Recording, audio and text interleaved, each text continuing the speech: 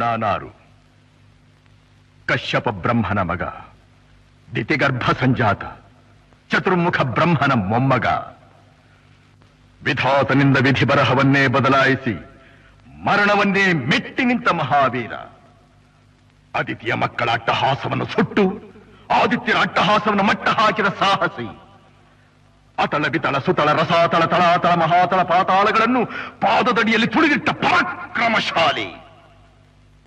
ಅಡಿಯಿಟ್ಟರೆ ಬೆರೆಯುವುದು ಭೂಮಿ, ತಲೆ ಎತ್ತಲು ಬೆಚ್ಚುವುದು ಭಾನು, ಕೈ ಎತ್ತಲು ನಡುಗುವುದು ಸೃಷ್ಟಿ. ಚತುರ್ಮುಖನ ಸೃಷ್ಟಿಯೇ ನನ್ನ ಆಜ್ಞೆಯನ್ನು ಪಾಲಿಸುತ್ತಿರುವಾಗ